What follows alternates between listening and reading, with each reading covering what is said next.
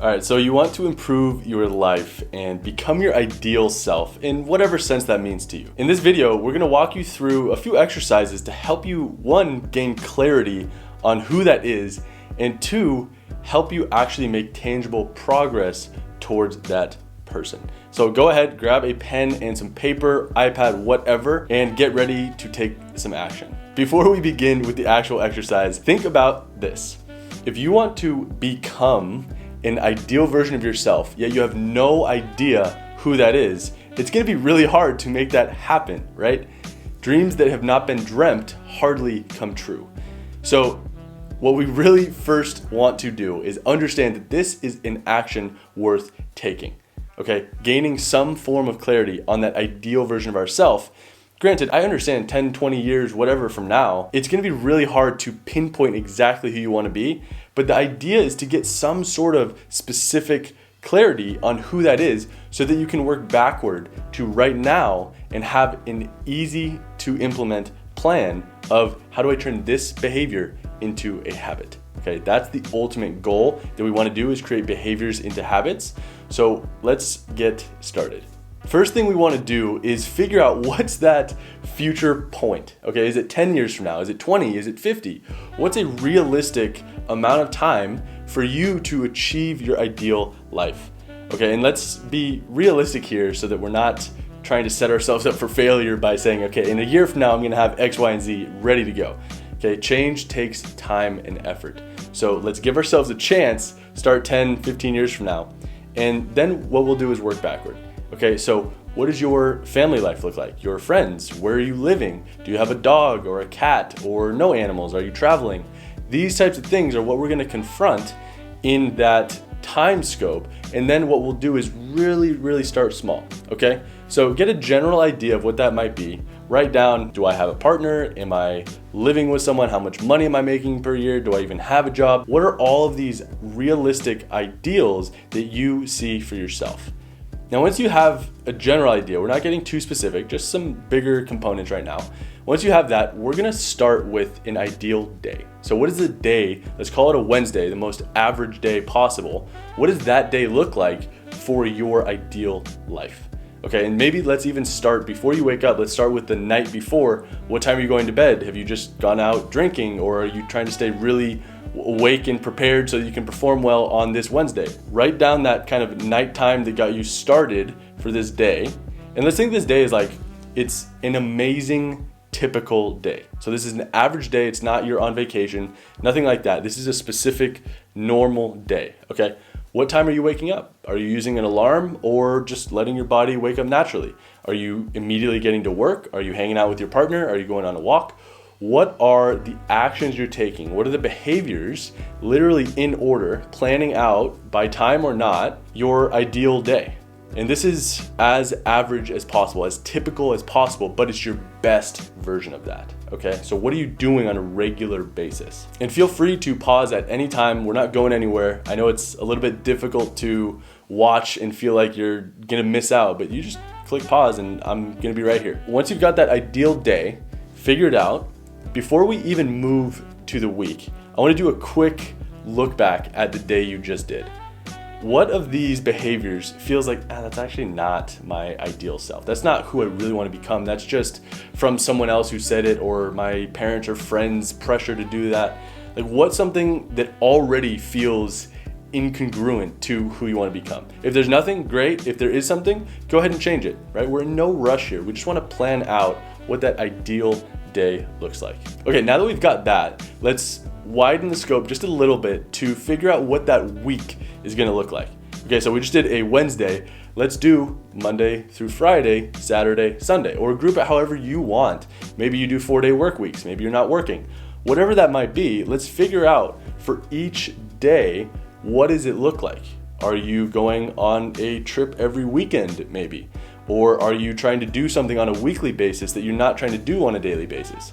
What are your normal weekly behaviors or habits that you want to have built in to your ideal life? And try not to get anchored by your current situation too much. This is, what does your best week look like, okay? And this is, again, to stress it again, it's an average typical week that is your best. I know that seems like it's paradoxical in a way, but this is just a typical week that you're going through. You're gonna happen again and again and again. And when we go to the month scale, if you wanna travel and stuff like that, you can do so on a larger scope. But this is, as usual, what does this week look like? So go through every single day, have it mapped out, what you're gonna be doing when, and you can feel free to have creative space in there, like block off, hey, 3-hour block for whatever. Leave room for serendipity if you want. All right, now that we have the week filled out, we're gonna go to the month. Okay, so a little bit bigger of a scope. And if you wanna travel monthly, maybe do a weekend trip, hang out with friends, whatever that monthly cadence is a little different,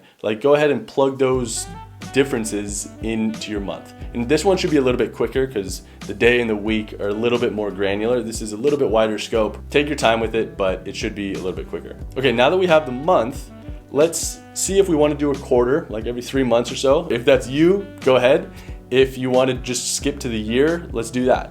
But again, this should start to get a little bit easier. All you're doing is adding this cadence of time. So within a year, what are the different things that I want to do? How many times do I want to have traveled? Or do I want to have a career goal? Like, do I want to have published 1 book every 3 years? Find different lengths of time and things you want to do regularly in that amount of time. All right, hopefully you've cleared up a good bit, and what you have in front of you is a really good plan for who it is you want to become. The next thing we're gonna do is something I like to call creating your value hierarchy. Now, it doesn't need a name, but this just makes sense to me. So what we're gonna do is put your future self, what is your ideal self, and what are all the attributes that person has? Are they kind? Are they courageous? What are these different personality traits that make up this person? Okay, once you have a list of all of those, all just the good, what's the best you? Okay, let's just completely positive. Who is that? What are they like? And then here we're gonna kind of take from those different behaviors or actions or habits or routines that would allow for those to become realities. And once we have these, and again, please pause and make this happen. You're only really gonna benefit from this if you do the exercise. As a quick side note, thoughts that are hard to confront, you go there and you go, oh, that's difficult. And then you go away from it because it's super easy to just not confront it. So if you find yourself doing that as you're watching this, take a second, okay? Breathe and look within. Why might I be avoiding this? What am I so scared of to just put pen to paper? I don't have to do anything else. I just have to make a plan. I don't have to follow it right now. I'm just gonna make a plan. Okay, I'm just gonna figure out who that might be. Doing the work is the most important step in becoming. Okay, quick side note over. So now that we have our behaviors listed out of our ideal self, what we wanna do now is do the same thing for our current life, our current self. Who are we? What things do we value? What do we say we value but might not actually value? What do we want to start valuing more? And again, extract those behaviors, habits, routines.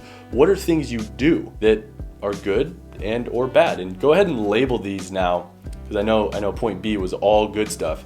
I'm sure you have some things you want to tweak and maybe get rid of. So what are the good and the bad that you currently have in your life? This could be, for example, I brush my teeth, I don't floss, I go on runs, I don't meditate, right? These types of very specific actions that we either do or don't do. Now, once you have those, all we do here is go B minus A, and then there's the difference, right? It's all of these good things. Let's say it's 10 great things. Over here, we only have 3, and we have some bad ones that are past 10, just because numbers are simple. So what are these 7 that we really want to work on? And now with these 7, we want to prioritize which ones we want to focus on. Now, this could be different for everyone. There are 2 ways of approaching it as I see it. One, we could either start with the highest impact, right? Just label them in terms of impact on your life. Where's the best spillover or domino effect waiting to happen, that type of thing.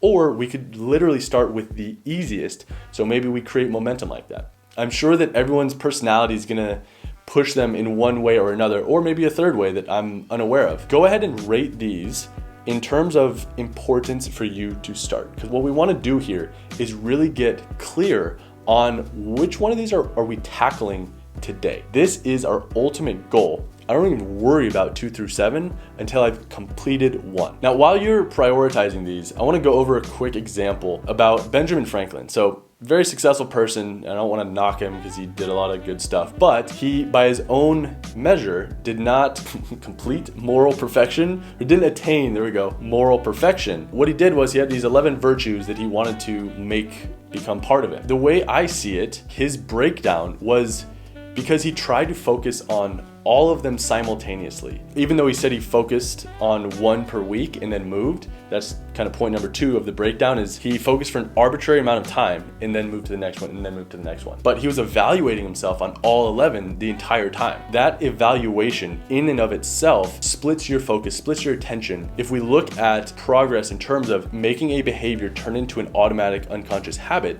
doesn't require willpower. Once we do that, then we've allowed ourselves, we've freed up the cognition to then move to the next one and the next one. That's how we can do so sustainably. But what he's doing is kind of taking all of his mental effort paycheck, his willpower paycheck, and investing in all these 11 at the same time. And you know, with your paycheck right now, like money-wise, you don't just invest with all of it. You need to save some so that you can spend it on necessities and maybe some wants. So we need to be really clear that we can only invest with a little bit of our willpower at a time. That's why we're making that list, so that we can have a singular focus, okay? Single tasking over multitasking. And once we've picked that one, then the game becomes, how do I automate this? How do I make this behavior, this action, turn into an automatic, unconscious, effortless habit that happens without my thinking? It's just an automatic reaction and unthinking routine that doesn't require my prefrontal cortex to be online and really